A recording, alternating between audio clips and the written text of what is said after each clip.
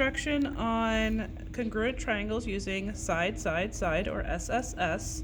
First thing we want to do is construct a triangle.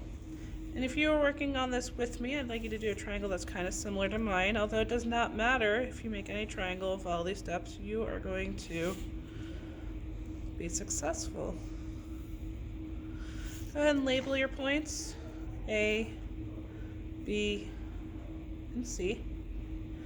And then go ahead and construct like something that looks parallel to AC over here. And you want it nice and long so we can work with it. And go ahead and put your first point right here, that is D. That's where we're going to start. Now, to do side, side, side, we need to have all three sides be congruent. So we're going to need this side to be congruent to something, this side to be congruent to something, and this side to be congruent to something. We're going to start off with AC. And I'm going to do the construction for a segment length. So I'm going to go ahead and put my compass on A, and I'm going to find the point C. We're going to be very careful with the safety compass because we have to look at where is it on the holes because they don't line up exactly correctly. So here's B1, in this case it's right after B1, so that's what I'm going to use for my arc. I'm going to bring this over to D and create an arc on that extra line that I made. Like that. It's like a nice big drag mark. And I'm going to go ahead and make this E. We now have our first segment that is congruent for our side, side, side. So we are done with side. So this is going to be there. Now to get the other two, we're going to use arc marks to get the distances. So first thing we're going to do is go and find our distance between A and B.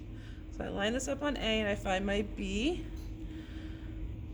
which is right after F1 for me. And I'm going to take it over to D.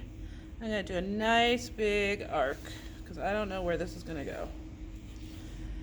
I'm then going to go over here to C, and I'm going to get the distance for C, which is right before T it seems. And I'm going to go over to E, and using that same hole, I'm going to create a nice large arc mark. So now what I have is this is F. And if I connect my D and F,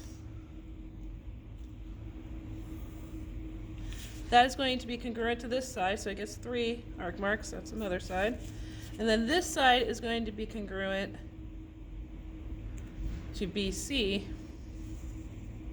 which gets 2 hash marks, which makes side, side, side. So this side is congruent to this side is